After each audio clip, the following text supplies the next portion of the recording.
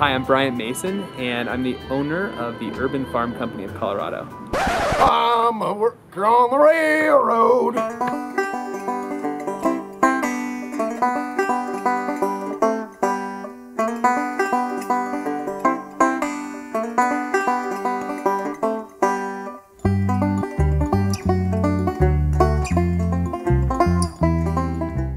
All right, I'm here with my buddy Bryant of Urban Farm Company, as you can see. And we are going to cover everything the world knows about gardening. So first of all, what do you do to kind of come back and de-stress and connect with the mission? Exactly. So one of my employees, Jay, has pioneered this thing where every time before we plant a garden, we say a quick prayer to sort of send the garden good energy, and also just kind of step back and realize that we just hauled 1,000 pounds of soil into someone's backyard, but it's all for a reason. Right. So I would before I'd plant, I'd say something like, let's do it. One more garden, and in a really small sacred place that's making the world a better place, and sending my love and my energy toward the seeds and the plants I just put in the ground or will put in the ground. So I'm an eco guy. I'm vegan, I bicycle, I blog about environmental issues, and yet I haven't had a garden since I was a little kid with my mom because it's intimidating. So is that what your company is about? Exactly. So we take people who have no idea what they're doing and we make it as simple as possible. So we come, we do the full installation, we haul in soil, we do all the planting, and then we teach you through the season how to grow your own food. So this box just appeared today. And the wood is actually important because wood can be treated with chemicals and stuff, so you want to be careful about what you make the bed out of, right? Yeah, we use a non-treated wood every single time. And then you didn't connect it, or you did connect it, you kept it open to the ground below. So you tilled the ground below. Why do you till it? Yeah, so we till it to mix our soil in a little bit with the existing soil, and we leave it open because we believe in the soil biology and for example, the worms coming up into the bed, and we think that's really important for a healthy garden. So I just interviewed Joel Salatin, who's Cool. like the most famous farmer in America. He calls himself a soil farmer. He's not a lettuce farmer or this and that farmer. He's a soil farmer. Why does he say that? Yeah, so he also says he's a grass farmer because he's trying to, he's essentially trying to replicate nature. And nature is, in my opinion, infinitely complex, but the closer we can get to nature, the easier it is to grow food organically. That's more nutrient dense. All right, so you mentioned that organic word. So people are always saying, organic, it's cute if you want to be a hippie in Birkenstocks and spend way too much money on quinoa or whatever, but it's not practical. But look at this little box, and there is so much you can grow in this little area because the soil is organic and rich and full of life. It hasn't been killed with poison. Exactly. So this is 16 square feet. We can grow theoretically 16 different crops in this little bed. And the idea behind organic, in our opinion, is get the soil right, and you have the chemical composition right, and you don't use chemicals. It's actually going to create a healthy system that reduces your pests and disease, and so it's actually easier, in my opinion. Because when you kill pests and disease with poison, you're also affecting the food that you're going to eat. So it's maybe not the healthiest thing to be poisoning food. Right. So what's interesting is you know, if you put chemicals on your veggies, you're actually eating the chemicals, but it's also decreasing the nutrient content of your vegetables because the system can't function. So you're eating a really carbohydrate-rich vegetable when you could have more lipids and proteins and phytochemicals and minerals. And if you don't know what all that stuff is, just assume that it's science and that it's good for you. Exactly. Right. So this is actually very scientific. There's biology in our tummies that digest stuff, in soil. Biology literally means basically the science of life, right? I like to think that the soil is very much like how our stomachs function. They're very similar. All right. We just got super philosophical. Let's get really practical. So you're going to leave me today. What the am I going to do to keep all this alive and not it up? Okay, first thing you have to water.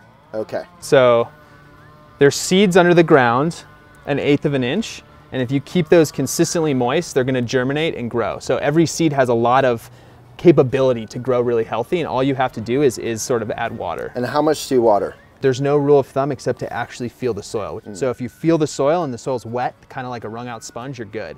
But if it's dry and crumbly, you need to water more. And you don't want to overwater, right? Right, exactly. So the beauty of raised beds is they drain. So if you do overwater, it's going to be okay.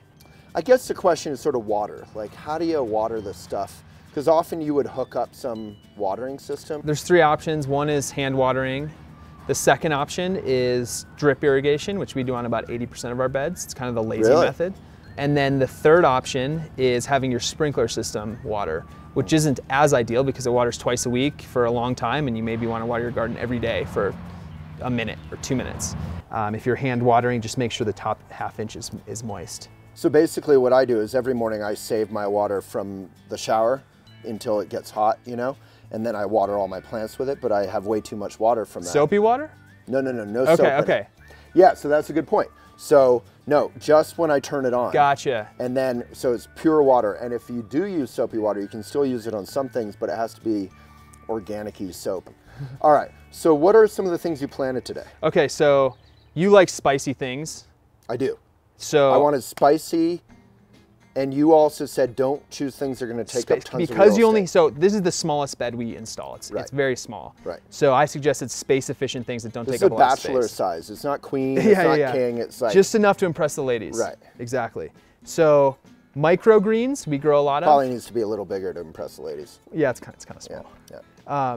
Microgreens, they get there. You harvest them when they're 2 weeks old. They're really nutritious, delicious, and if they get bigger, they get spicy. What are so microgreens? You're saying sell for like $23 a pound. They're ridiculous. Steakhouses and fancy restaurants love microgreens, and they're the easiest thing to grow. Super concentrated, healthy, yummy. And in 2 weeks, this will be a giant salad in those 2 square feet. So Giant microgreens. Salad will impress the ladies. Yeah, exactly. Okay. Arugula, spicy. Mustard greens, spicy. Radishes, delicious, spicy. Root crops. A couple squares of kale because I know you love kale. And hot you have peppers. to love kale in Boulder. Exactly. I actually don't love it. It's just legally required. It's legally required in every garden we install, so we have to do that. Yeah. Our lawyers told us. Cabbage. And you, what do you call it? You transplanted, supplanted? Yeah, so there are certain crops, because we have a short growing season, we have to plant from seedlings, transplants, and cabbage is one of them. Other than watering, what do I need to do to keep this alive? So you'll get an email every week telling you what to do, that. but a couple things. One is you need to harvest. So you have to pull the scissors out and harvest it so you can actually eat the food. Which, believe it or not, is a hard thing to do. So how do you do that? If I have a big microgreen thing, do you snip the whole? Do you pull it up, or do you snip it at the bottom, or do you tear it? Or Every crop's a little different, but with greens, you usually cut them at their base, kind of you mow them down an inch above the ground, especially microgreens. And then they'll regrow? And kale, yes, exactly. Kale, you pull the outer bottom leaves off, and it continues to regrow. The plant thinks it's an herbivore, and it actually stimulates the growth of the plant. Right. So vegans, cool. You're basically killing. Well, you're not actually killing. You're just. It's like you're pinching. You're just hurting it. Yeah, you're pulling an arm off, and then you regrow another arm. Okay, I was like, no problem. Yeah, no problem. Exactly. Cool. So kale, you pull the leaves off. Microgreens and other lettuces you cut an inch above the Radishes, base. carrots, you just rip them out of the ground by their hair. So that means like in a couple months, how long will this all take to happen? So it'll come in stages. So microgreens, 2 weeks. Wow. Cabbage, it's going to take a few months. So patience. And that gardening teaches patience, if nothing else. But all the other greens are going to come pretty quickly. Probably in a month, you can start harvesting a lot of this stuff. But if I'm pulling stuff out like the radishes, then my garden kind of starts being empty and dead. Then you replant it. So one of the things, watering, harvesting. A third thing would be replanting. So when something is done producing, maybe it bolts and starts producing seeds, you pull it out and replant something else. So you pull out your radishes and you can literally plant more radish seeds. So the cool thing about Urban Farm, what I love, is it basically, I'm way too intimidated and busy, and I just couldn't make a garden on my own. I've planted some kale and rhubarb and some simple things on my own, but I'd probably even fuck that up. But you guys kind of do the initial work, teach us, send us emails, you kind of babysit, you help all these people. Like Michael Pollan said, the most important thing you can do for the environment and for your health is to cook and to eat real food. So 100%. If you're cooking in the kitchen and creating your own real food, there's literally like no carbon footprint or negative carbon footprint to most of this, because it's not being transported. Like the lettuce you eat in Whole Foods or whatever is often transported 1,000 miles or whatever. Right. The reason I started my business is because I think that the simple act of gardening can address almost every social and environmental problem that we face in this really simple 4x4, 4x8 foot box. So yes, 100%. Now when it comes to Michael Pollan, I think that what he says is 100% accurate. And if you really do cook a lot, which I should cook more, I don't. I'm too busy, you know, being outside. I cook frozen pizza. Okay, well you can put the veggies on your pizza. Right. So this growing food makes you a better chef, a better cook. Yeah. And again, you can cook better for the ladies. Right. Which is, you know, the point I'll with this still one. fuck it up somehow. All right, we're now in the speed round. Crossfire, it's gonna get intense. 3 questions. 1, how do I protect this from Redford digging it up, or from deer, or from bugs? Some kind of barrier. So we have a netting we usually put over the entire thing on a frame. That works very well. So does everyone need to net their garden? Net, a fence, a mini fence. It depends on what you're trying to keep out. A fence about this tall would probably keep good old Red out of the garden. Otherwise it'll become a dog bed, not a garden bed. Number 2, what if I'm on the 80th story? What can I do? It's a bummer that you're on the 80th story, but you can either plant in pots, potted plants. So go to a resource yard or somewhere, get recycled pots, fill them with soil, plant, and water every day. So the resource thing, we have this local place resource. You can get all kinds of pots and planters and stuff for super cheap, instead of paying like $30 for a planter pot or something at a, you know, Home Depot. Exactly. Second option would be to find a community garden, which is a better option because you can actually garden in the ground. And it's more fun. Community gardens more fun. are in almost every city. They're super beautiful. All these people are hanging out. They always have dinners. It's like, and everyone's cool because they're gardening. So. Yeah, it's so cool. It actually is really cool. That is our recommendation. So what finally got me to want to garden is 2 things. One is all the intelligence and the work has been delivered here by Bryant, who's an urban farm company, and hopefully there's a company like yours in wherever you live. And then number 2, the notion that you can like pick kale and pick kale and pick kale and you get all this kale for free. You got limitless like free food basically. Instead of going and spending money, you actually save a lot of money. That was the original notion of victory gardens, which were huge in World War II. The government literally was like, everyone must have a garden. Totally, totally. So 40% of the US's food was produced in victory gardens, vegetables. Wow. Yeah, amazing. So same concept. We think that if you grow very space efficient greens like you're growing, you can actually, it'll pay itself back in 2 or 3 years compared to buying organic food at Whole Foods. If you do it on your own, you're saving money literally a week after you plant your garden. And again, you have the garden for 10 years and you're just saving hundreds of dollars a year. So to me, it's a no-brainer. And it's delicious because it's super fresh.